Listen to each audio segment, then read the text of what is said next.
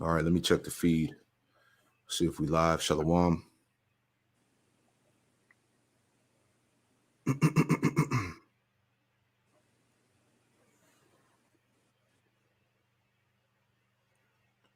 All right, shalom, shalom. Bear with us. We're good to go. Yeah, we're good. Good to go? All right. Cool. All right, shalom, shalom. There you go. All right, let's get right into it.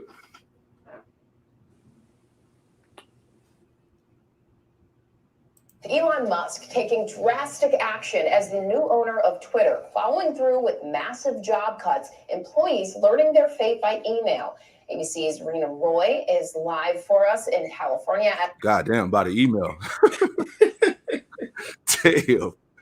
Elon Musk taking drastic action as the new owner of Twitter, following through with massive job cuts, employees learning their fate by email. ABC's Rena Roy is live for us in California as some former workers are now fighting back with a class action lawsuit. Rena, good morning. Janae, good morning to you. That's right. Thousands of people are now without a job, including some that work on U.S. elections to help police misinformation and malicious content on Twitter. That's according to Politico, and this is coming just days ahead of the crucial midterm elections. This morning, nearly half of Twitter's workforce waking up without a job. The massive layoffs coming 1 week after Elon Musk's takeover of the social media giant. Thousands of workers getting the same email Friday morning, reading in part, "Today is your last working day at the company." Musk explaining this action is unfortunately necessary to ensure the company's success moving forward. Amid the backlash, Musk tweeting overnight, "Power to the people." It seems difficult to me to understand how you would be able to correctly evaluate so many people's positions and performances and, the value of roles in such a small period of time. Employees telling us they were immediately locked out of all work accounts. I found that my work laptop was remotely wiped and access to Slack and Gmail revoked. Musk says those who were laid off will be getting compensation and benefits through the end of the year and severance packages. But many are vowing to fight back, filing a proposed class action lawsuit against Twitter in federal court. We're hopeful that we don't need to litigate this case for months or for years. I'm hopeful that Elon Musk has learned his lesson from the earlier case we brought against Tesla. This coming amid a growing list of changes to the platform. Musk also considering an $8 monthly fee for verified users to keep their blue check marks. The billionaire tweeting overnight, "Trash me all day, but it'll cost $8. Many now rethinking the value of that verified check. It's only $8 a month. Although there's some people that are complaining about that. This plan also part of his effort to bring in more cash with Twitter's ad revenue down. Some companies pausing advertising on the site as they wait to see how things shake out under this new leadership. And Musk is blaming pressure from activist groups for that massive drop in advertising revenue. He's calling it an attack on the First Amendment. Eva? Rena Roy for us, sir. Thank you. Well, hey there, GMA fan. All right. Shalom, shalom. All right. GMS Charlotte back at you with another live lesson through the Holy Spirit, the Rakakwadash. And before we get started, okay, we want to give all praise, honor, and glory to Yahweh, Hashem, Yahweh Shai, Hashem, Rakakwadash. Hey, double honors to the apostles and elders of Great Millstone who taught us his truth. Double salutations to all you Akim out there laboring, the house of David, the elect, that's pushing his word with all truth, righteousness, and sincerity. Shalom to you, brothers. Shalom. Shalom, shalom. All right, so we back at you with another lesson through the Holy Spirit, Rakakwadash. And we just want to get into this thing, man. This is news and prophecy. Okay. Famine of the word and no work for Egypt. All right. And all these things are happening at one time. All right. People are being cut off from work. As the scriptures tell us that there would be no work for Egypt. We're going to get that scripture as well. And this is heavy times. All these things are the signs of what? Of a failing economy. All right. Of a failing system. All right. And all you people out there that put your hope and trust in Egypt, all right, is going to lead to your shame and confusion. We might as well start with that. Somebody give me that real quick. Isaiah 30. Con. All right. It's going down out here, man. All right. People out of work. All right. We're going to get into the diesel shortages. Okay. The famine of food. Hey, 2023 basically, as we were talking about this lesson last night, this is all preparation for 2023. Yeah, hell. Hey, 2023 is going to be a hell of a year. You got Trump. He just announced he's running for president. Mm-hmm. Like we talked about at camp yesterday, it's going to play in. It's going to further push that division throughout society, man. Everybody throughout America is politically divided, man. So this shit is about to get crazy out here, man. And y'all brothers to speak, you know. Con. I got that scripture for you. Go ahead.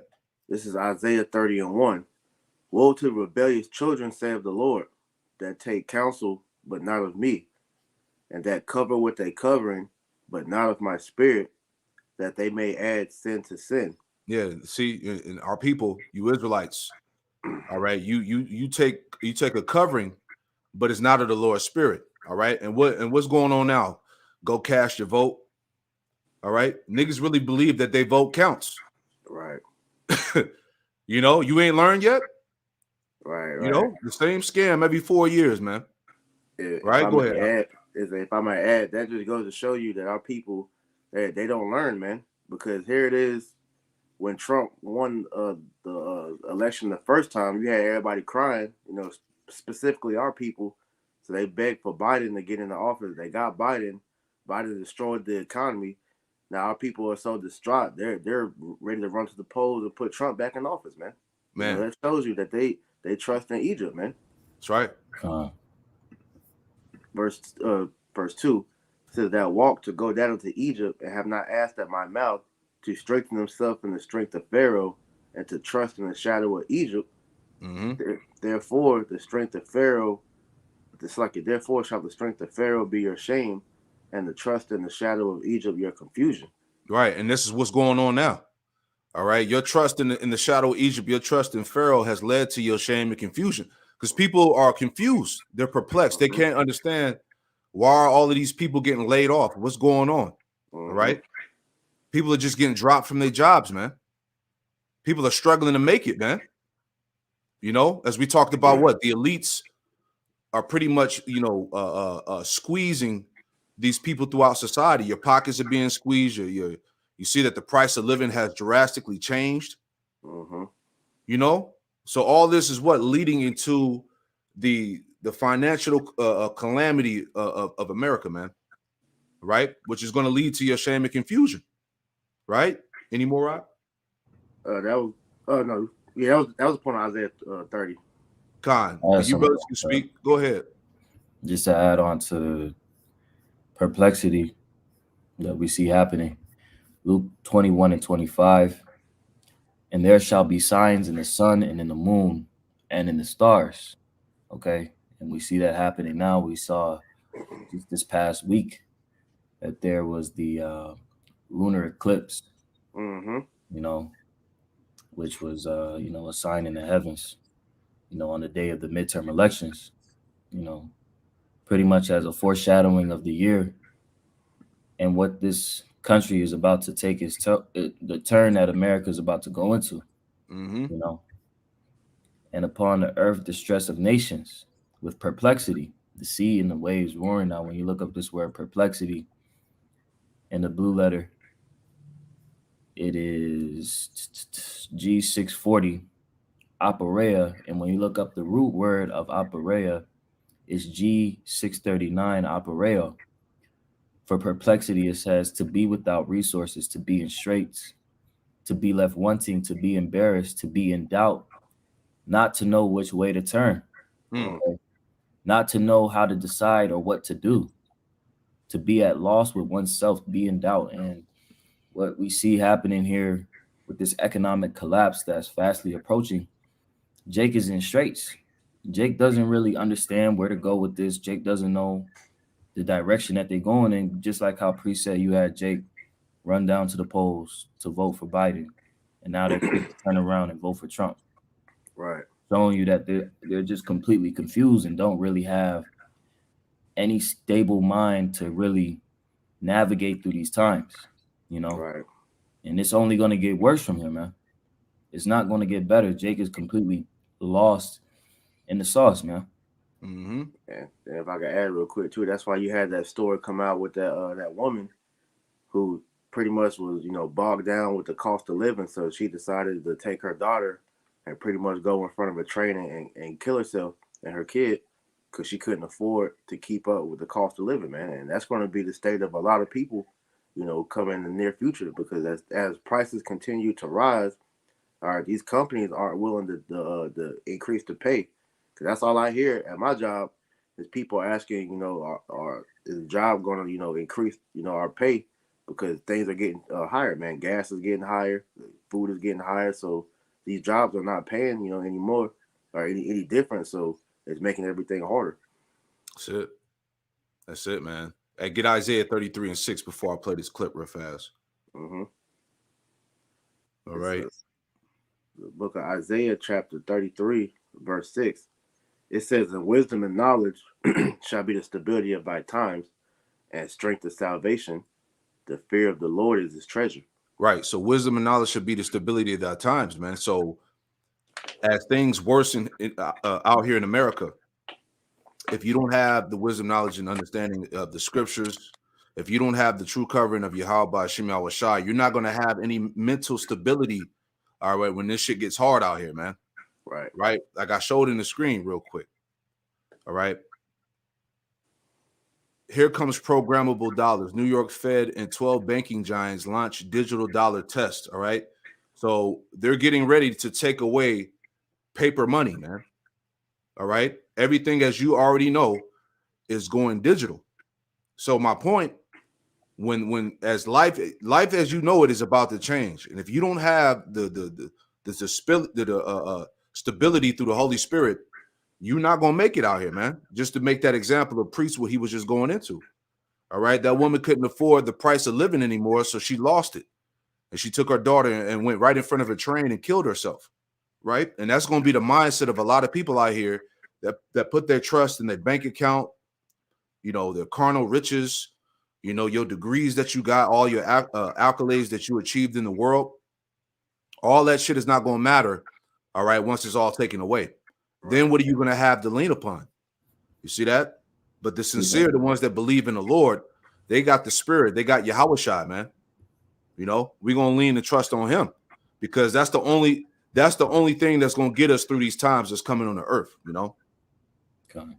I had a precept for you right quick, Elder, if I may. You got it, bro. Proverbs 11:4. Riches profit not in the day of wrath, but righteousness delivereth from death. Ooh, you got it, brother. Speak on it. God. So just like how the elder was saying, man, like all these things that Jake is clinging onto, right? It's not going to profit them in the times that we're coming into. You see, only Yahweh Shem Yahweh Shai, this truth, is going to be able to be of any value, to be of profit, of worth in that day. Yeah. It stood the test of time. That's it. Right. I got something real quick. You got something? You can play that first, and I can get it. All right, I got you. Our badges, they taking our vests and making us hand over our vests, bro. I ain't gonna lie, this shit is crazy, man. This shit is crazy, man. Like, we really just getting walked out right now, bro. Like, I didn't think that the 10,000 people being. Hey, you can hear the confusion and distress in his voice. He's like, yo, what the fuck's going on? And that's going to be the mindset of thousands, millions of people around the world. That perplexity, that confusion, man. They like, yo, what the fuck, Like, how am I? What am I supposed to do? How am I going to work? How am I going to eat? You see what I'm saying? That uncertainty is really about to plague these people out here. And if you don't have the stability of the Holy Spirit of Yahweh Shem Yahweh Shai, you're going to be through out here, man. This is what we're trying to tell you. You see that? You got it, Doc. Kind. Yeah, that's perfect for that Ecclesiastes 12 then. Yep. I'll hold that then. This is Ecclesiastes 12 and 3. Well, I started 2. It says, while the sun or the light or the moon or the stars be not darkened, nor the clouds return after the rain, in the day when the keepers of the house shall tremble. And who are the keepers of the house? All right, those are the people who watch over the economy, man. Mm-hmm. You know, your economic strategists, your top investors. You know, the people who are over Wall Street, right? These would represent the keepers of the house, the people who watch over the economy. All right, and what's being pushed? Buy gold. You know, buy up gold, silver, Tangible objects. tangible objects. You know, people see that the stock market is pretty much up and down, and you know, and Altazawam, you can speak on that. You know, Yeah. Just to add on to that, if I could share my screen, did you want me to go into that right now? yeah. If you got something to say on there, if you want to share anything real quick before the brother goes back to the Ecclesiastes 12. Okay. You know, No, I'll just speak on it right quick. go ahead. There was a posting from Investopedia. Damn, I just had it. Bear with me one moment. No, take your time. You know, Just had it. I'm gonna play that clip again too. Our badges. They taking our vest. They're making us hand over our vest, bro. I ain't gonna lie, this shit is crazy, man. This shit is crazy, man. Like, we really just getting walked out right now, bro. Like, I didn't think that the 10,000 people get. Boom. Come on, man. You know, you found it out. Yeah, I got it. So you had the International Monetary Fund warn of a worsening economy when they had their G20 ahead of the G20 summit, and pretty much they highlighted that the S&P 500, the Standard & Poor 500 index, which is pretty much like a more accurate depiction of like average everyday Americans, how they're doing. Mm-hmm. It said that the S&P 500 index in the first 9 months of the year fell 24%. Only 5 full calendar years have had a worse annual return. 3 years in the Great Depression, all right, in the 1930s, plus 1974 and 2008 when the global financial crisis hit. So pretty much they're alluding that the fact that what we see happening now is on par with the past recessions and depression. Yeah. That's the direction that is, that we're going into. Right. Because America's economy never really got out of the recession. Right. Right. Are you talking about what, 2007? You see? I believe so. 2000. Right. 2008, you know, somewhere in there. But you go ahead and read that scripture again, and then we'll read this article. Ecclesiastes 12:3. In the day when the keepers of the house shall tremble, and the strong men shall bow themselves, and the grinders cease because they are few. And the grinders cease because they are few, man. And remember, prior to the Crown 99 hitting the scene, it wasn't a coincidence of all these top CEOs stepping down from their positions. Right. What did they know? Right? Right. Go ahead. It says, and those that look out of the windows be darkened. Yeah, those that look out of the windows be darkened, because what's happening? People are getting laid off. Businesses are closing, man. All right. Companies are scaling back. Mm-hmm. Go ahead. Kind. It says, and the door shall be shut in the streets when the sound of the grinding is low. See that? And the door shall be shut in the streets when the sound of grinding is low. All right. That's the lack of jobs, the lack of work. All right. We live in a gig economy. People have 4 or 5 side jobs just to make ends meet now. Right. You know, go ahead. When the sound of the grinding is low, he shall rise up to the voice of the bird, and all the daughters of music shall be brought low. Yeah, that's it. So everything in the society is being brought low. It's falling apart. Kind. Yeah, Baba Kushai, let me get this in the NLT. This heavy. Kind. It says, remember him before the doors to life's opportunities is closed and the sound of work fades. Now you rise first at the chirping of the birds, but then all their sounds will grow faint. Just pretty much going into it. All these jobs are pretty much going to be non-existent in these upcoming days, man. Because as you said, man, these companies are pretty much going belly up, man. So it's going to be harder and harder for people to find work out here. That's it. That's it. I'm gonna scroll through this article real fast. All right, this is from the NOQ report. All right, this came out November 17th, about 3 days ago. It says Bidenomics top 10 companies that announce massive layoffs just in the last 10 days. And we just saw an example of that with Amazon. All right. They fired 10,000 employees. And Twitter. And Twitter too, as we saw in the intro here in the beginning. All right. All these top companies. Let's go through them real quick. All right. So reading on. And it reads, it says, have you noticed that the pace of layoff announcements has gotten rather fast and furious lately? Many of the biggest companies in the entire country are now conducting mass firings. And this is reminding many analysis of what we witnessed back in 2008. You see, it's the spirit. Mm-hmm. During the Great Recession, millions of Americans ultimately lost their jobs. We will see a similar thing happen. Will we see a similar thing happen this time around? Let's hope not. But right now, the signs are not encouraging. All right. No hope for Egypt, man. No. You see what I'm saying? No, restoring this place. It says the following are 10 major layoff announcements, which have all happened within the past 10 days. All right, we're just going to flow through the list, but it says Garnett, the owner of USA Today.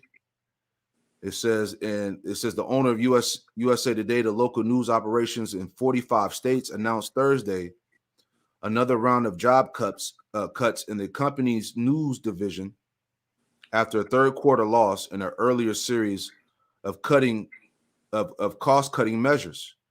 All right. So it goes into the numbers of staff that they laid off, the percentage. Then you got Roku. Okay. Roku is the latest technology and media player to slash jobs, revealing a securities filing Thursday that plans to reduce its workforce by 5%, about 200 jobs. CNN. All right. People are getting laid off there. Cisco, General Electric Appliances. What's this? Asana. Okay. Outside Media, right? Lyft, Twitter, Amazon, and many more to come. So let's read on and grab some scriptures, and I'll post this in the description box so you can read on your own.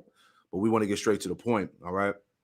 If I may add as well, to those numbers, though 5% may seem small, that's a big issue. Because overall it's showing that the flow of money is slowing up, and what's ultimately going to happen is that workforce that they've cut is now going to have to transition that workload onto the remaining employees, which is going to increase the amount of burnout that we already experience right now. That's right. And productivity is going to decrease. The quality of work is going to decrease. Everything just creates a cycle of a shitty company. Yeah, right. Beautiful. Because with more work, the employees are going to expect more pay, and these companies ain't going to increase that, man. Beautifully put. I'm gonna read on a little bit more. It says, of course, this is just the tip of the iceberg. If the Federal Reserve continues to raise interest rates, what we will see in 2023 and beyond is likely to be far worse. And as we've been telling you through the spirit, all right, we're in November right now, man. We're just literally a month and some change away of the so-called new year going into 2023. We understand that this is all preparation, all right, to bring in 2023, the year from hell, man. It's going to be terrible, man. It's going to get tougher. All right. If I can add to that point, with the Amazon layoff like that, I believe they said Jeff Bezos told those people that pretty much, don't celebrate Christmas. Because you got to make sure, if you got to live, don't celebrate Christmas. And now you ain't got a job, you can't buy nothing. Damn. Man, it says the U.S. economy is already slowing down dramatically. You see that? The U.S. economy is already slowing down dramatically, but the Fed seems determined to hike interest rates even higher. You see that? So it's going to be tougher to live. It's going to be tougher to get groceries and food. Like the brother just said, you know, you trying to celebrate Christmas, you ain't doing nothing, right? And let's not forget about the diesel shortages too. We're going to play that next. It says they are committing economic malpractice right in front of our eyes. And what they are doing is going to severely hurt countless numbers of our fellow citizens. All right. So this is all set up, okay, to bring that squeeze, to put the people in straits. And as we read, man, the trust in the shadow of Egypt is going to lead to your shame and confusion. All right. Real quick, can you get Isaiah 19 and 15? Okay. This is real quick. You said Isaiah 19 and 15? Con. All right, Isaiah 19 and 15. It says, neither shall there be any work for Egypt, which the head or tail, branch or rush may do. Neither shall there be any work for Egypt, neither tail, branch, or rush may do, man. All right, everybody's catching hell. All right, from top to bottom. All right, that's the prophecy. Neither should there be any work for Egypt, man. So essentially, Egypt, America is drying up. The economy is decreasing dramatically, as we read. Okay, these companies can no longer pay these people. Right. You know. Go ahead. I'll use add something. Yeah, real quick. This is 2nd Ezra 16 and 21. It says, behold, victuals shall be so good cheap upon earth that they shall think themselves to be in good case, and even then shall evils grow upon earth, sword, famine, and great confusion. Man, and I brought this out because we had during the demic, all right, people was already kind of in a messed up state, but things were still, you know, somewhat good. So by what was that, like 2020, right? Demic. So from 2020 to 2022, look how things have dramatically gotten worse, you know, and the people's confusion is growing even more. So now you're seeing, you know, the price of living going up, which is putting people in a state of confusion, which is making them lash out against each other more. And then the economy is continually getting worse, and these people are just going to, you know, run the Esau even more now, man. Yeah, that's it. Priest Baba Kushah, could you read down to verse 37 right quick? Talking about skip down there? Yes, get down there. Kind. 2nd Ezra 16 and 37. It says, behold, the plagues draw nigh and are not slack. Right, and that's exactly what that article has said. Isn't it coincidental that all of these mass layoffs are happening fast and furiously? Yep. You know, because these plagues aren't slack, man. This is going to continue to happen and occur because of the stage that's being set by these elites, man. They're pretty much putting these people into a bottleneck, and they're squeezing you into this new world order. You know, they're creating this state of, you know, fear, right, state of dependency, so that they can ultimately control you, man. That's it. Because these people are void of any faith in the Lord, man. They don't have any stability other than Esau, Edom. They trust in Pharaoh. They trust in Egypt. Con. And that go back to how. Go ahead, Slacky. Go ahead. Slacky, I was gonna say that go back to the example that we got shown a couple of years ago when they shut the government down, and you had all the people crying for Trump to open the government back up. This is the same thing, but way worse, because with this thing going on, the economy is not going to go back. You know, once they shut this thing down, that's going to be it. You know, which is what they want. Yep, exactly. Hey, can you read Isaiah 19 and verse 4? Since we were just talking about that, how, you know, the elites are putting that pressure on. This is Isaiah 19.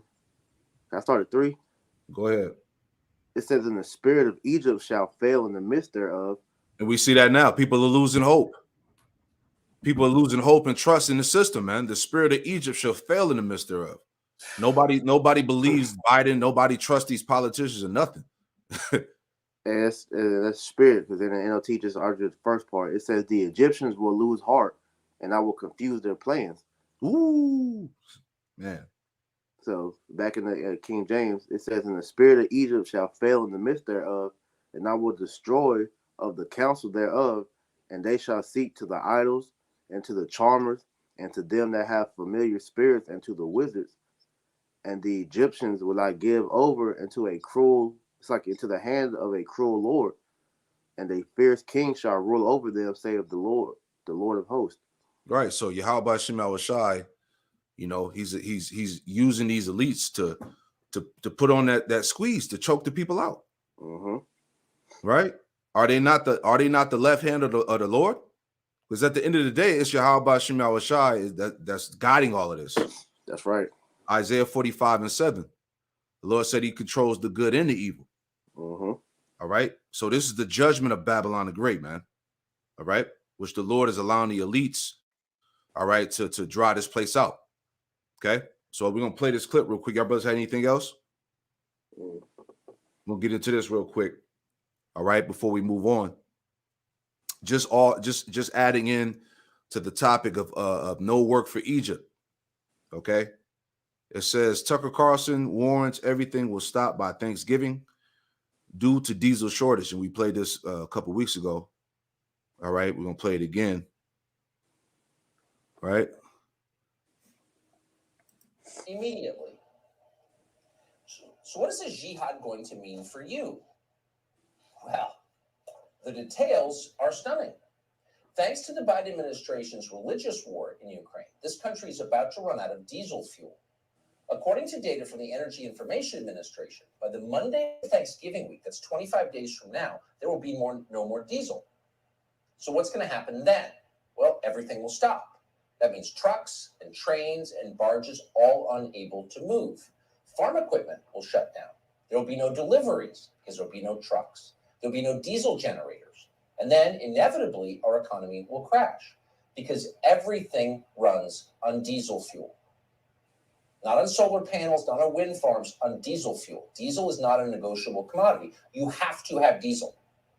So what happens when we don't have it? Well, yesterday, Fox's Jackie Heinrich, apparently alone in the White House press corps, asked the White House spokesman, John Kirby, that very question. What's the plan here? We're running out of diesel.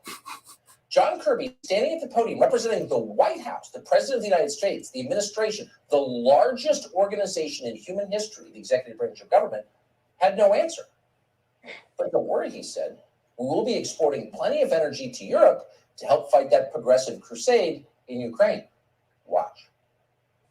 What are we doing to increase the supply of diesel, given that the Energy Information Administration said as of October 14th, the U.S. only had a 25-day supply? You have the Northeast and New York already rationing home heating oil. What are we doing to prepare for the winter to ramp up the supply of diesel? I'll take the question on the diesel because I just don't have the data on that in front of me. So let me take that. And these guys, they don't have the answers. All right. That's the thing. See, that's why the Lord has smitten Egypt with confusion, man. There's no solution. There's no matter of fact, get that real quick. Jeremiah 51 and verse 9. Somebody get that real quick. There's no answer for the judgments of the Lord, man. All right. The Lord is making this thing painfully clear for those who doubt, that try to say, you know, we don't know what we're talking about, all that shit, man. It's all being placed right in front of your eyes. So what do you got to say? Right. This is Jeremiah 51:9. We would have healed Babylon, but she is not healed. Forsake her, and let us go everyone into his own country. Yeah, go ahead. For her judgment reacheth unto heaven, and is lifted up even to the skies. Right. For her judgment, Babylon the Great, America, have reached up to heaven. Her judgments have been lifted up to the skies. This place is about to be greatly rewarded. It's being rewarded now. We're seeing the internal breakdown of the society. Right. All right, economically, politically, all right, morally, right? These are all signs of a decaying kingdom that cannot be healed. All right. There's no plan that can be put in place to restore the strength of America, man. All right. Y'all brothers got anything you want to add? Go ahead. Yeah, if I may just add to you right quick. It was an article that was posted back in 2017 from the Pentagon. It's still relevant to what we're discussing now. It was a Pentagon study that declared America's empire is collapsing. It says an extraordinary new Pentagon study has concluded that the U.S.-backed framework of international order established after World War II is fraying and may even be collapsing, leading the United States to lose its position of primacy in world affairs. And now we're starting to see the unraveling in this very day. You know, that was posted back in 2017, and now we're living in that collapse, you know? Exactly. I got two real quick, Bubba Kashaw. You got it. All right, first one, this from Quantum Wolf off the comment board. Jeremiah 49:7. Concerning Edom, thus saith the Lord of hosts, is wisdom no more in Teman? Is counsel perished from the prudent? Is their wisdom vanished? Because at the end of the day, these Edomites don't have the answer to try to save their economy, man, to save their kingdom. Because see, the Most High is doing this, systematically to implode Babylon from the inside out, which is going to solidify its destruction, man. That's it. Because even though we know that these elites are purposely doing this, we know that it's Yahweh Shimei Al-Shah ultimately using this as a means to destroy, Esau's kingdom. That's it. And then one more. This is Isaiah 36:6. Lo, thou trusteth in the staff of this broken reed on Egypt, whereon if a man lean, it will go into his hand and pierce it. So is Pharaoh, king of Egypt, to all that trust in him. Right? Because this country is broken, and there's no, as we just read, there's no healing to Babylon the Great. For all our people who trust in this kingdom, man, it's going to be to your detriment, man, because the Lord is going to destroy this place, whether you know it or not, man. And all you that want to continue to stay on the ship, you're going to go down with the ship, just like the Titanic. That's it. Play some more. And we'll get back to you on that. But writ large, the president has been working very, very hard to make sure that that not only are we ready for fluctuations that could come, and of course the prices are going down, and we think that's important, but that we are also doing what we can to help our European friends and partners who are also going to be facing a long, cold winter. We have doubled our commitment. The commitment he made in March for natural gas exports to Europe, we doubled that commitment in terms of actual getting things over there, getting natural gas over there. And we are working with foreign suppliers of natural gas and oil to see if we can't help our European partners diversify their own storage and supplies. So just pause and savor the irony here just for a moment, because now everything is irony. They've been telling you for decades, since Al Gore left the White House, that the single greatest threat to the world was warming. And because of their efforts to fight warming, you are in danger of freezing. And unlike warming, freezing actually kills people, a lot of people every year. And it will kill people in the West this year, thanks to their efforts to fight warming. Okay. The second thing to notice is the White House spokesman's totally uninterested, blasé response to the most basic question anyone could ask, which is, what are we doing about the fact we're running out of diesel fuel? See? And these niggas ain't got the answer. That's why, man. This is all set up. This is all set up by design, all right, to destroy you people, man, to make you people starve and suffer, all right? And that's why eventually it's going to lead to the uproars. It's going to lead to the seditions and the revolutions, man. All right? People are tired. They're fed up. They're tired of being lied to. You see what I'm saying? That's why, as we're going to get in a second, as we said before, the Donald Trump, rerunning for presidency, it's going to stir up a lot of division and hatred, man, for this shit to go down, Mm-hmm. And he has no idea, and he's not embarrassed that he has no idea. The problem is, at this point, there may not be an answer, because there may not be a way to avoid a disaster. Diesel fuel is not just low in this country, it's low in every Western nation that has aligned itself with Ukraine. All these nations preparing for World War Trans are running out of diesel fuel. As New York Magazine has reported, the last time there was this little supply of diesel, there were about 3.5 billion fewer people on the planet. Well, that's perspective. So the Biden administration responded, as you know, earlier this year to rising gas prices, which they feared above all because the midterms are coming in 2 weeks, by tapping the strategic petroleum reserves. But that will not work here. The Northeast home heating oil reserve contains 1 million barrels of diesel in case of emergencies. The problem is the demand is so high across the board that, according to the Washington Post, even if the Biden administration used every single barrel in that stockpile would be empty in less than 6 hours. Damn. It's not just diesel that's running out. Jet fuel is up about 23% in just the last month. Kerosene, which if you don't live in New York City, you know perfectly well is used to heat people's homes and keep them from dying, is now close to $7 a gallon. Who else heats with kerosene, by the way? Poor people heat with kerosene. And they're the ones who can't get it. $7 a gallon. In New England, people are worried about freezing to death this winter. Here's a local Fox report. West Hartford homeowner Sharona Resnick-Kravitz has been paying for oil to heat her home for more than 35 years. I mean, this is New England. It gets cold here. We're cold. Sharona is a widow living on a fixed income. She says before her husband passed away, they shared the bills. Now she is having to make sacrifices. How are you preparing and trying to figure out? And this is the situation of a lot of people out here in Babylon, man. You know? We'll play a little bit more. What can you sacrifice at this point? Food. I go to the grocery store and I'm very frugal about what I buy. She tells me at $6 a gallon, buying oil has become a huge burden. The average home uses 800 gallons of oil per year. That's almost $5,000 at the current rate.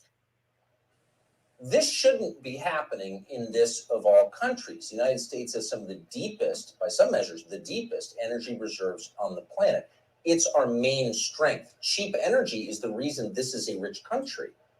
That's the reason.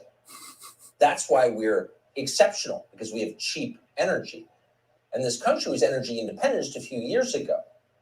Now, if you want to fix the economy, you would make this country energy independent once again. You would bring... Right. So the point, all right, you see that it's over, man. No healing of Babylon. All right. You know, so it's about 13 minutes, but you know, the point was made there. All right. You can watch the rest on your own. All right. So as I was saying, right, just adding more fuel to the fire. All right. Now you got Trump announcing that he's running for president. See, people are being hit with confusion on every side, as the scriptures say, man. There's all types of shit going on. You know, all these things that are playing on the minds of the people, playing on people's emotions, right? So that's how we know, as we said, as we get into 2023, things are about to turn up even more, all right? So this Trump running for president again, all right, is gonna further push the divisions throughout society, the civil wars, the hatred, et cetera, because, hey, people want Biden out of office. Right. You know, they tired of him, man. You see? So let's play this real quick. And brothers can add in on anything, you know, before we go into the famine of the word, you know? Okay, I got one after this. Got you. From Election Day 2024, and for the last 2 years, Donald Trump has been claiming the 2020 election was stolen from him, but the former president is now officially ready for 2024. Last night, he announced he is running to get back into the White House, and he does it in the face of legal troubles.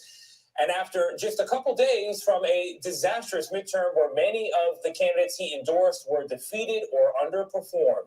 Chief Washington correspondent Major Garrett was at Mar-a-Lago for the announcement, and he joins us now from Palm Beach. Major, you've seen a lot in politics, but you've never seen this. Good morning. What was it like?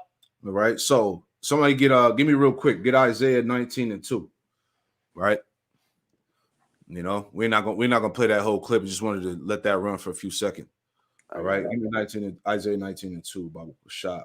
This is Isaiah 19:2. And I will set the Egyptians against the Egyptians, and they shall fight every one against his brother, and every one against his neighbor, city against city, and kingdom against kingdom. Right. So 2024 is supposed to be the election year, right?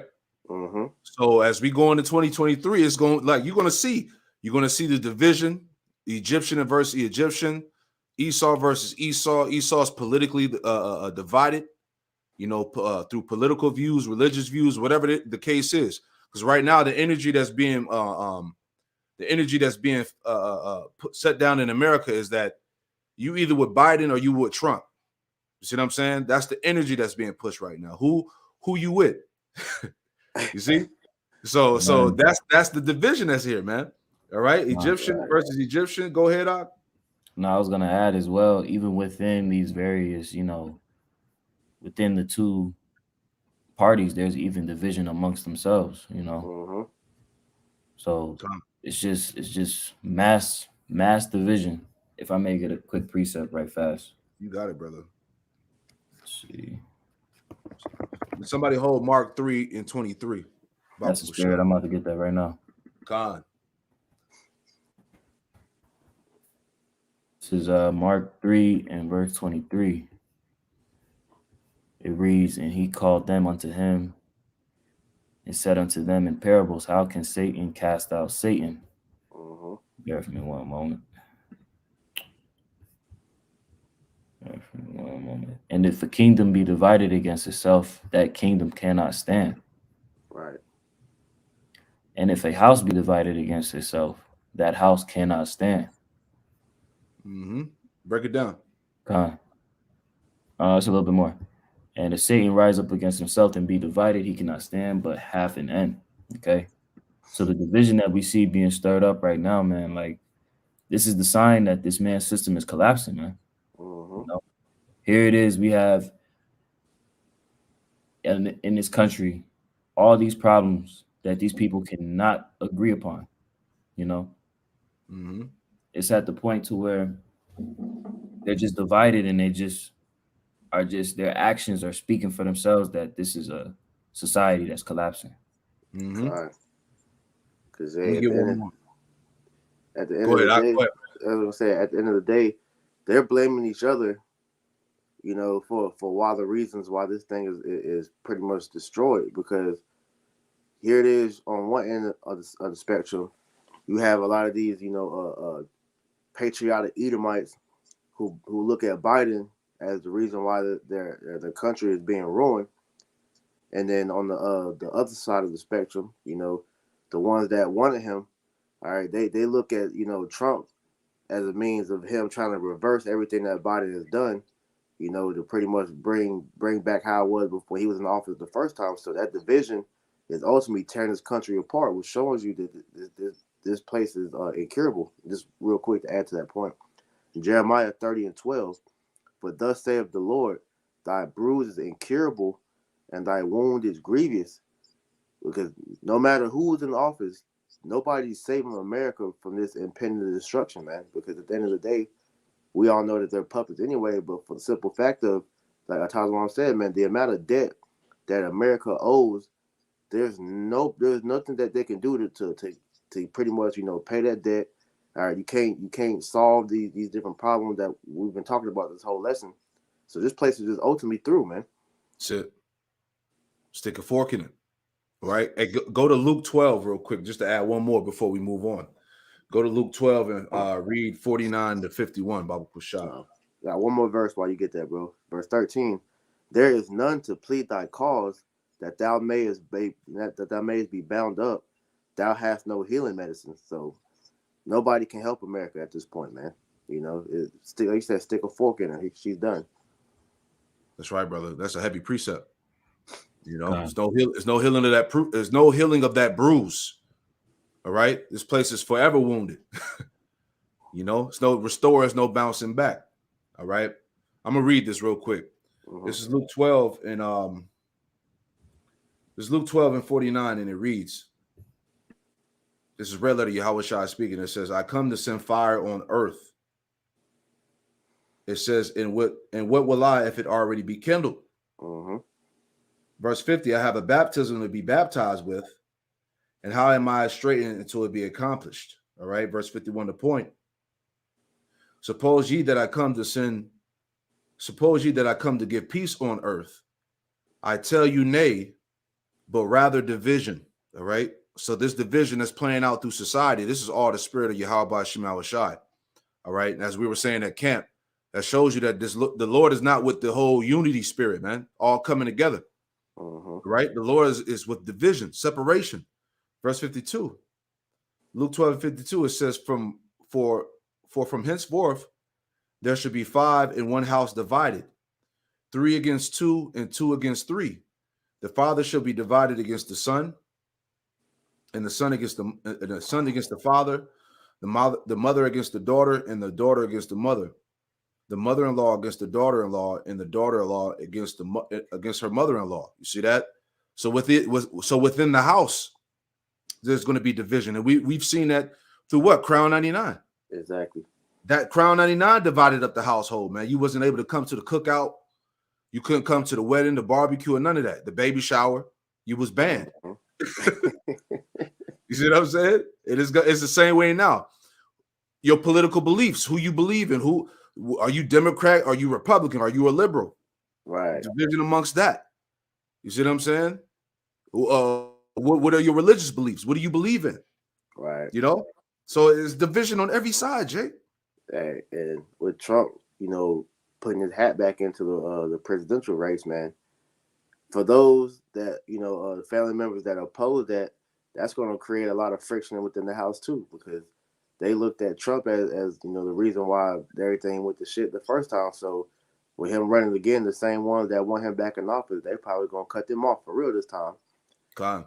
But just to add another point to that as well, with Elon Musk taking control over Twitter again, he has allowed Trump to get his Twitter account back, which is just further, you know, adding to the point of where they're monitoring who aligns with his belief, because he's putting on the persona like he's you know, he's for America. So these you know, these Edomites that are for America that are going to come up against the government, you know, because as we know with that whole January 6th situation, which was staged, he's setting the stage for that categorization so that Esau knows, you know, who to come with, you know, come down upon. Exactly. I got a quick one for you. Revelation 12:10. And I heard a loud voice saying in heaven, now is come salvation and strength and the kingdom of our power and the power of his Mashiach. For the accuser of our brethren is cast down, which accused them before our power day and night. Which you always go into that accuser being the pretty much the categorized, man, you know? Yep. So that he knows who to put where, so that he knows who to come after, man. Exactly. Everything to categorize everybody, man. It's all being set up, you know. And I just put this up in the screen because in this article, I'm not going to read it, but it talks about how Michelle Obama is entertaining the idea of running for president, right? You know, so if that shit happens, just hey, just imagine the division and the things that's going to happen when that goes down. You know, if it were to go down, you see what I'm saying? So I show that just to show you that confusion is being amplified, man. This thing is going to go out epically, man. All right. So anyway, so segueing onto the famine of the word, let's talk about that too, because all this plays hand in hand. All right. So we're going to get into with Elon Musk. All right, because he's been set up with power, you know, and these things that's going on with Twitter and the freedom of speech and social media is all leading to what? The famine of the word. All right. And before we get into it, you know, they had that ADL meeting about a week or so ago, and you had Elon Musk. He was out there, and then right here, as I'm going to play in this clip, you got the FBI director, Christopher Wade. Now listen to what he says. It's 13 minutes. We're not going to play this whole thing, but we're just going to, you know, just extrapolate, you know, bits and pieces. But hear what he says, right? Jonathan, and my thanks to everybody at ADL for inviting me here this morning. You know, I've been in this line of work in one way or another for a long time now, starting out as a line prosecutor in the 90s, and then in various roles in the Justice Department, which, among other things, included time overseeing what was then OSI, the Office of Special Investigations, or as they were more commonly known, the Nazi hunters, whose particularly rewarding work demonstrated to the world and anyone who might contemplate heinous crimes against the Jewish people that we're going to hunt murderers right down to their dying days. See this? Wow. They're making it clear. All right. And see, this whole ADL thing is basically a hedge. All right, it's a hedge of protection for the small hats, the 48ers. All right, so this was created for anybody to come against their narrative, the things that they do in the exposure is all to silence them, man. This is what it's all about. Okay, so this shows you, all right, that they have the power. Okay, they've created a confederacy, man, right? That gives them protection. Okay, that you can't speak out against them, that you can't come against them, right? And this is the FBI director that you just heard say this, man. Anybody that comes against the 48ers will be hunted down. All right. And I'm proud to say that he helped the U.S. track down, denaturalize, and deport more Nazis than all other countries combined. All right, so you see where this is headed. Let's get to the article real quick, man. Right? You already see where it's headed, man. You're seeing all the psyops going out. You know, the small hats are under attack. Synagogues are being vandalized. Graves are being vandalized. All types of shit, right? The narrative is out there. They're the victims. All right, it says Jewish users are subject to unrelenting harassment. You see? These people now are subject to unrelenting harassment. Boo fucking who, right? It says 180 organizations call on Elon Musk to combat anti-Sim on Twitter. You see that? 180 organizations call on Elon Musk to combat anti-Sim on Twitter. All right, I'm gonna just read this point here. All right. It says a group of 180 organizations have called on Twitter owner Elon Musk to combat anti-Sim on the social media platform. Now, what's heavy before I read on, like you were saying, Trump just got reactivated on Twitter, right? And then what was the other guy, Andrew Tate? Didn't he get just reactivated too? Yep. Now, weren't these two guys, weren't they not just banned off Twitter for their beliefs and their views, right? So you see how they're back on Twitter. So now this is going to result into the removal of freedom of speech. You see what I'm saying? There's a bigger agenda involved. Right. So it's not a coincidence that these two main guys that were hated by the world are activated back on Twitter again. You see? You got to see between the lines. Read on. It says, to maximize the probability that the future is good, the world needs an online platform where everyone can participate, states the Wednesday letter. Quote, unfortunately, this is not the case, as Jewish users are subject to unrelenting harassment on Twitter.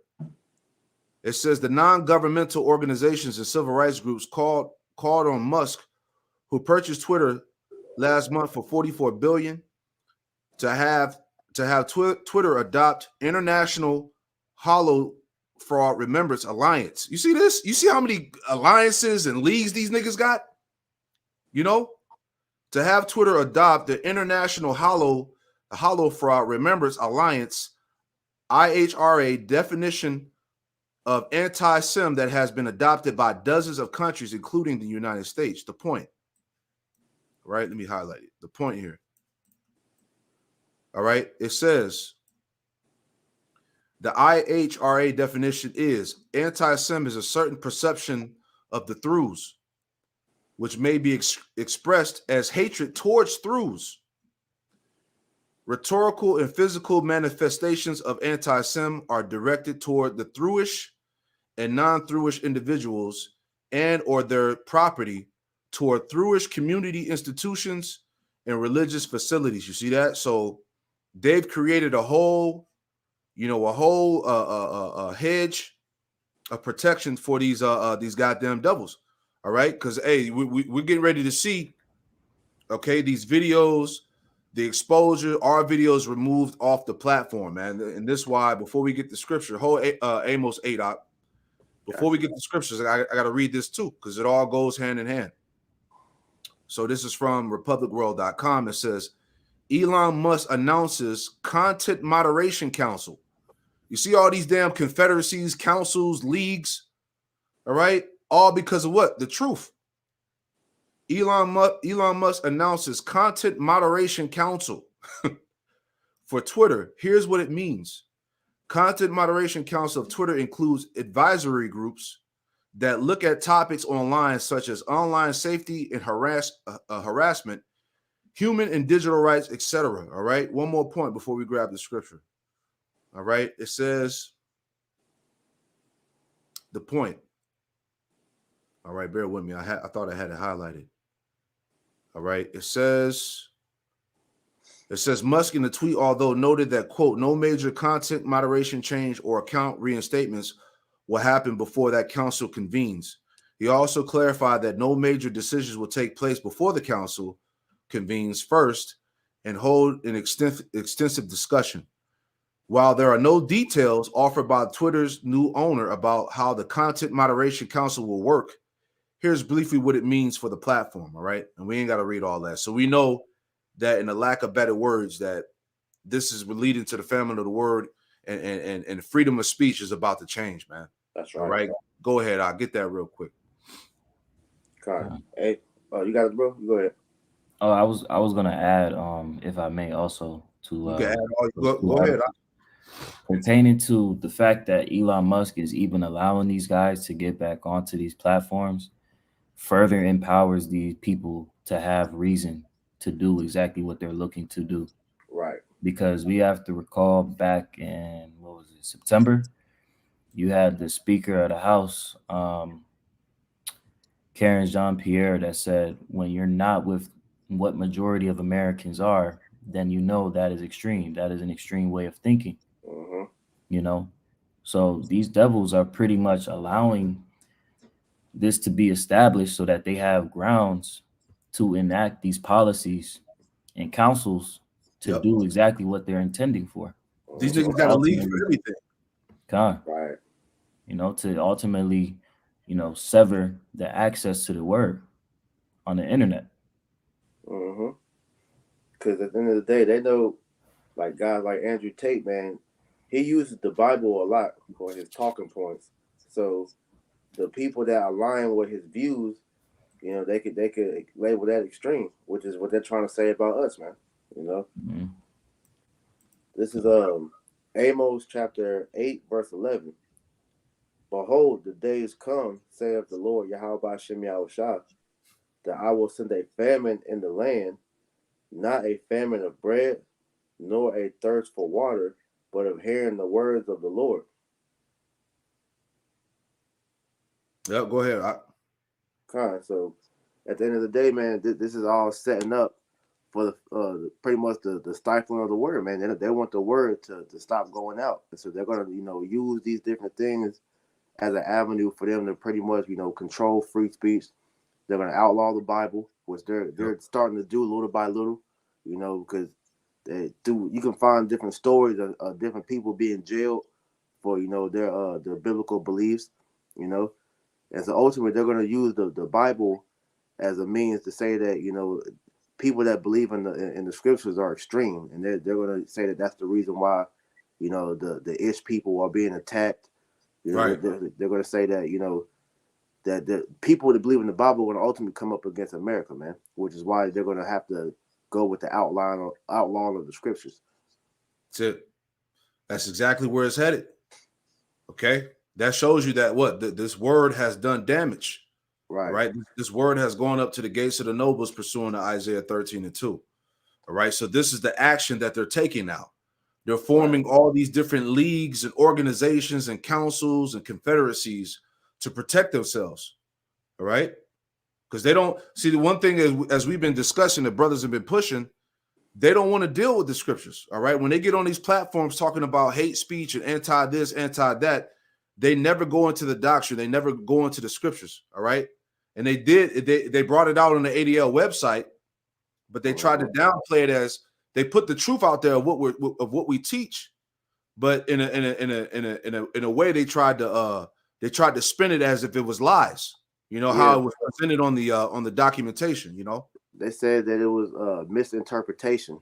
Yeah, but at the same sentiment, you saying that when they had the situation with in LA when they had them the neo Nazis had that sign over the bridge, calling out the ish people saying that Kanye was right. Why they blur out the Bible verses then? If that was misrepresentation, why didn't you deal with that right then and there? If that's not, if that wasn't the case, you know. Exactly. But that shows you that Esau, he's a hypocrite, man. I got a precept for you. Yep. This is Isaiah 29:21. It says that make a man an offender for a word, and lay a snare for him that reproveth in the gate, and turn aside the just for a thing of naught. Yeah, that make a man offender for the word, man. All right, you know, you become a target. All right, because you tell the truth. Have I therefore became your enemy because I tell you the truth? You know, now we are the problem. Now we are the problem of society for simply telling the truth out of the Bible. And like you said, that's a damn shame. I forgot about that. When they had the sign, they blotted out the scripture. That's crazy. That shows you they do not want to deal with the Bible, man. But yet you call yourselves the chosen. You call yourselves the throughs, right? You're supposed to be the people of God, but you won't come out and deal with the scriptures, right? Like I said, these people get on the platform and all they do is talk.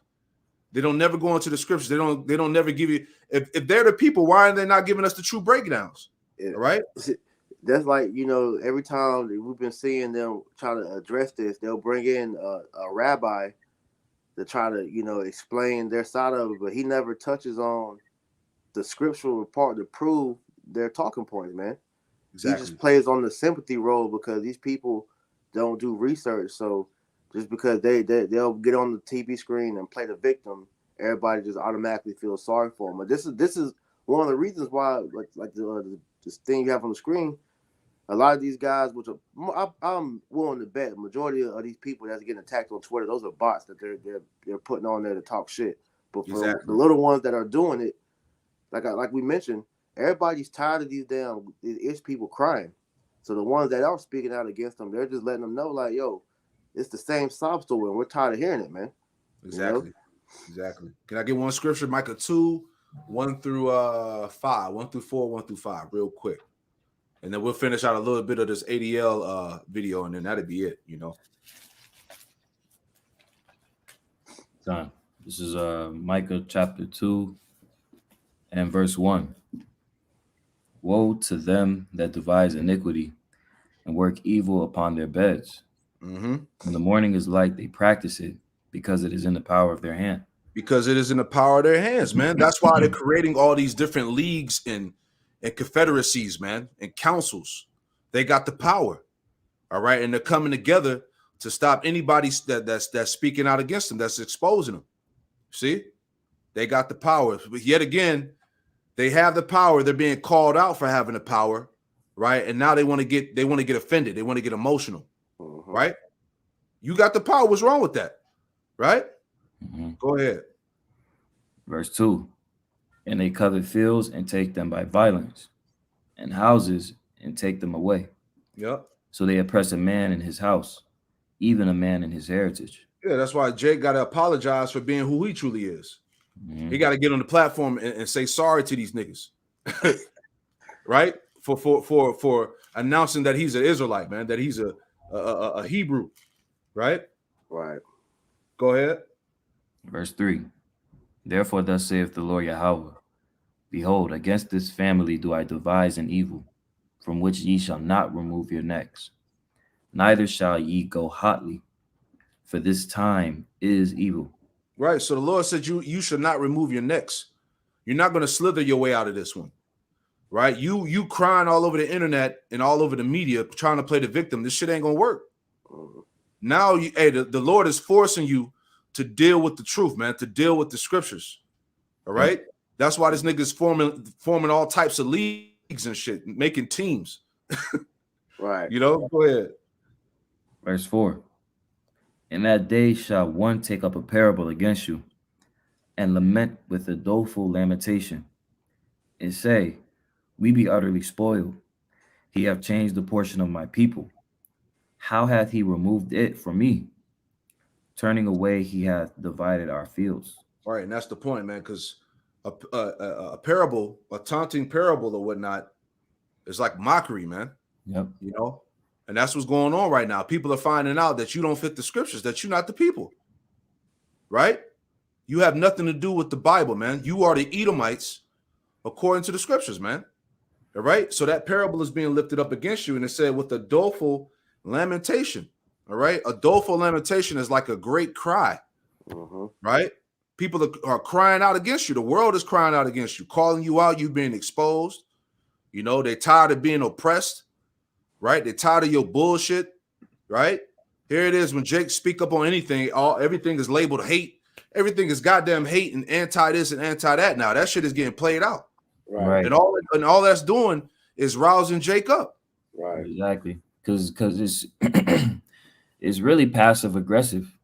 You know, because when these Edomites say hate, they don't ever come, like the elder had made mention, they don't come against, you know, what Jake is saying with any sound, you know, reasoning. The only reasoning they have is nigga, shut up and stop trying to expose me. You know, Right.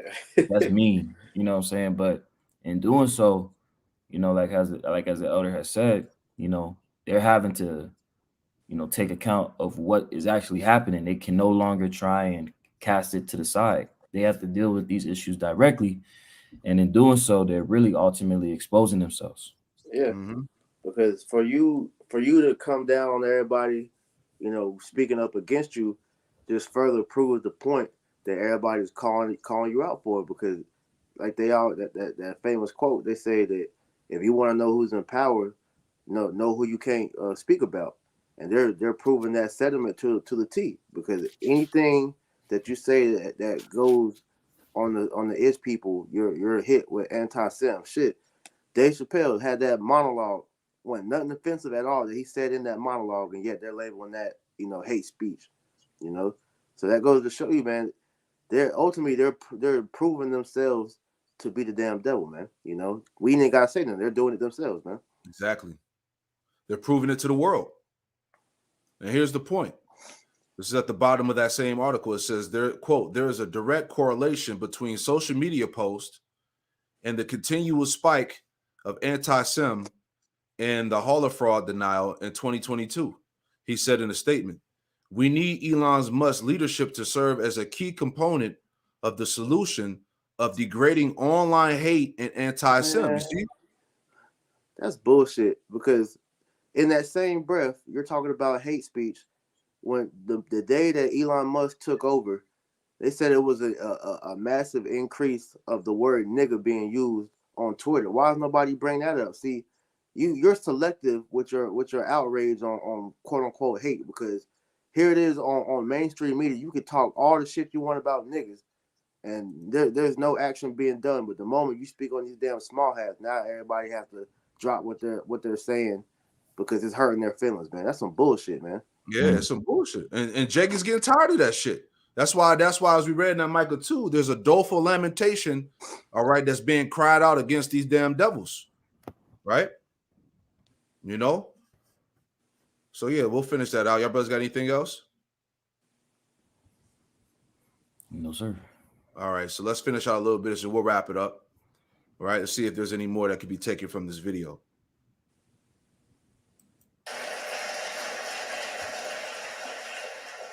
And much like the work we're doing together today, that effort both required and benefited from a close partnership with the Jewish community.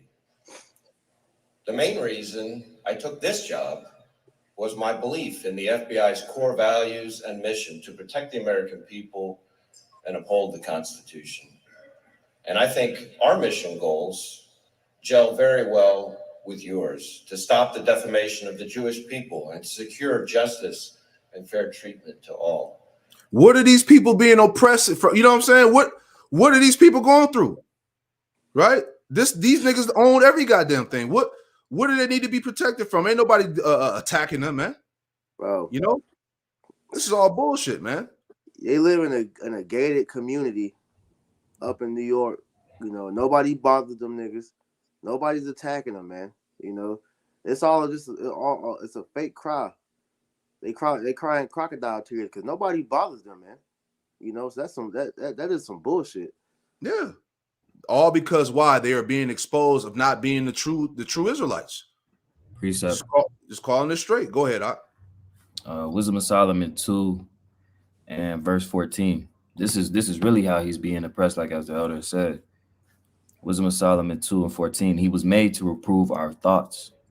He is grievous unto us, even to behold. For his life is not like other men's. His ways are of another fashion. Okay.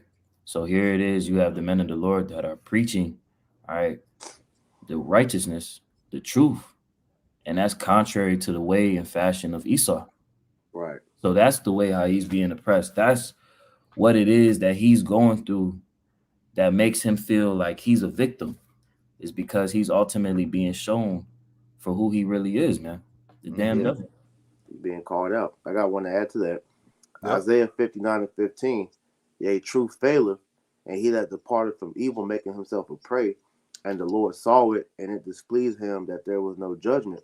So pretty much anybody that is speaking the truth and that is going against these devils' narrative, all right, they're being labeled as hate speech, terrorists, extremists, because they all want you to fall in line with what they want, man. So the moment that you come up against the narrative that they have set out for the whole world to follow after, now you're looked at as an enemy to them, because like you said, they're being called out, because the world has the ish people under a magnifying glass now, because everybody's now trying to figure out who you really are. Now that you got Jake coming out and saying that we are the true people, and he doesn't want that, because like you said, he's being shown that he's a counterfeit, man. He's a liar. That's it. Hey, give it real quick before I play on. Go to Deuteronomy 32 and verse 29, or Deuteronomy 33 verse 29. Kind. Deuteronomy 33 and 29. Happy art thou, O Israel, who is like unto thee, O people saved by the Lord, the shield of thy help, and who is the sword of thy excellency, and thine enemies shall be found liars unto thee. And thy enemies shall be found liars unto thee. All right. Mm-hmm. This is why they shook. This is why, all right, they're trying to play the victim, because our enemies are being found as liars. Go ahead. It says, thy enemies shall be found liars unto thee, and thou shalt tread upon their high places. Yeah, and it says, thou shalt tread upon their high places. And in my sword, under that same precept, it says, conquer their places of worship. Right. So going back to what them strongholds, the lies, this fake ass Christianity, these false religions, you being the chosen people, it's all being conquered by the spirit of truth. That's right. All right. And that's one of the reasons we've been such great partners in fighting to stamp out the recent uptick in hate crimes in the U.S., because both of our organizations understand what can happen when hate is allowed to fester and grow. At the Bureau, we confront that reality from the very moment we bring someone new on board. And I want to thank the ADL today for your support in conducting the training that all of our new special agents and intelligence analysts participate in at the U.S. Holocaust Memorial Museum. See that's the whole league. They all involved with this, right? And if I could add one quick point, because the history of the ADL has came out and shown that they were only formed to protect the ish people from their crimes, man. Yep. So you had the main reason it was started from an event where you had a small hat, who was a pedophile. He got caught, and so they formed the ADL to pretty much cover it up so he didn't get prosecuted. And then just from there, it snowballed to what they are now, man. But it's nothing more than just a front to protect them devils from their crimes, man. It's a cloak, right? It's immunity, right? Going back to Cain, let me get that point, right? This is Genesis chapter 4. All right, this is Genesis chapter 4, verse 14. I start at 13. Genesis 4 and 13, and Cain said unto the Lord, Yahweh Shema Shai, my punishment is greater than I can bear. All right. So Cain did that wickedness by lying to the Lord and slaughtering his brother, and now he's trying to run away from the judgment, right? Verse 14, but behold, thou hast driven me out this day from the face of the earth, and from thy face I shall be hid, and I should be a fugitive and a vagabond in the earth. All right. So unto this very day, he's still on the run. Right. It says, and it shall come to pass that in and it shall come to pass that everyone that findeth me shall slay me. All right. This is why you got a defamation league. This is why you got that immunity, that hedge. Because hey, now you seeing that you're being called out. People are coming after you by revealing and exposing you. You see that? Everyone that findeth me shall slay me. And it says, verse 15, yeah, because people are waking up. It says, in the Lord, verse 15, Genesis 4:15, in the Lord, Yahweh Shema Shah said unto him, therefore, whosoever slayeth Cain, vengeance shall be taken on him sevenfold. And the Lord set a mark upon Cain, lest any finding him should kill him. You see that? So going back to that hedge of protection that Cain had, right? It's the same thing through what? These councils, these leagues that are being formed. This is a way of him having that hedge, that immunity. You know? If I could add real quick, the Elder Malcolm was saying on the comment board, the ADL is like a foreigner screaming diplomatic immunity in a strange land when they commit a crime. Ooh, man, hey, that's cold. Yeah, that's right. How can you do that? It doesn't make sense. You see, you had a precept out. Nah, I was gonna highlight that point because that's ultimately what it is, man. It's a hedge for this man to get away with his crimes, man, because the whole world is being exposed to the fact that, like Kanye said, these niggas own everything. They don't want that being brought out, that information being brought out, that they are controlling everything. They don't want that information being brought out. And then ultimately, as we've been bringing out, they're not the people. That's an obvious point, but we're at the point where people are questioning that. So now they have to just go ahead and just cut they got to cut the channels, the brothers bringing out the truth, and then ultimately they're going to cut the internet because the facts speak out against it too, man. Yup. I just put up the definition of immunity real quick, and we'll finish a little bit more of that video too, and we'll wrap it. But this is the definition of immunity. All right. It says, let's read definition 4. It says exemption from prosecution. See, by them having these leagues and these councils and these confederacies, they're essentially exempt from prosecution. All right. They don't have to be questioned. You know, it says exemption from prosecution granted to a witness to compel him or her to give potentially self-incriminating testimony. That's why they won't deal with the scriptures. Right. All right. Because if they dealt with the scriptures, they would be fully exposed. All right. So all this stuff is a distraction to keep people away from the scriptures, man. Okay. It says that otherwise could not be compelled because of the constitutional right against self-incrimination. It says exemption from being sued. Like you said earlier, priests, they formed this thing to cover up their crimes. They can't be sued. Hey, Elder Malcolm just posted some small hats. I forgot. I don't know if it was in New York, New Jersey. They got exposed for sex trafficking. Yeah. Right. You remember years back they struck my video and I brought out that you had a Edomite, or not Edomite. Well, he wasn't Edomite, but a small hat that got arrested for selling. He was selling baby foreskins like pork rinds, man. So anything that they do, bro, is covered up automatically just off the strength of they're the small hats, so they can just get away with it, man. Which shows that they're the ones in power, man. That's the immunity, man. Let me finish this out. Hey, give me Tazamak just posted Psalm 73:5. Get that real quick. Yeah, I read it. It says exemption. It says exemption from obligation or responsibility in any respect. And this is what they have. This is the power that they have. Exemption from obligation or responsibility in any respect conferred by law or a sovereign act, the ADL. Freedom from legal liability. Exemption conferred as from public service or charges or from penalty for any particular act of course or conduct, like you just said, priest, right? This nigga was selling foreskins, baby foreskins as pork rinds, man, right? You had these small hats that just got rounded up in sex trafficking. You didn't hear none of that on the mainstream news. Nope. Right? It says hence special privilege. All right, liberty to do or refrain from doing any particular thing. Exemption from any natural or usual liability, man. So they got it, man. See? Give me that real quick, Doc. Psalm 73:5. They are not in trouble as other men, neither are they plagued like other men. You see that? They're not in trouble as other men. Neither are they plagued as other men because they have the power. They have the hedge. They have the immunity. They can get away. See? Mm-hmm. Because of your work, our new agents and analysts confront the reality of just how widespread anti-Semitism and the willingness to turn hate into action really are.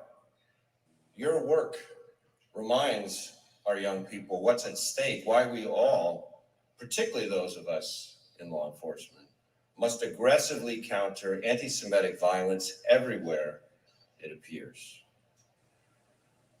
Our FBI historian recently pulled the course evaluations written by the very first new agent class to visit the Holocaust Museum more than 20 years ago. And I found one of them particularly striking. That new agent, again, a little over 20 years ago, wrote, "The part that lingers in my memory is the photo of the police officer and the German SS officer standing side by side, and the police officer was failing to protect his own citizens." Yeah, we ain't gonna get into that shit, man. Y'all get it. Yeah, We're gonna leave it. We're gonna leave it there, man. We ain't even about to play into this sob story shit, man. All right. The point is there, man. Lord willing, the lesson is edifying. You know, this show was edifying to all those that tuned in, man. So this is the time we in. All right. No work for Egypt, and ultimately the famine of the word. All right. They're gonna come even more aggressively as we enter into 2023 on these platforms, YouTube, our videos. All right. So this thing is really at the it's at the boiling point. It's at the climax. This thing is really about to go down. That's you right. know. Y'all brothers got any closing words? You said everything.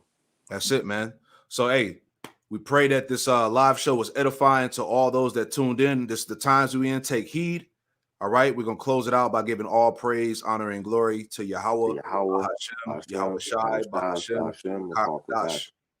Hey, double honors to the elders and apostles of Great Millstone who taught us his truth.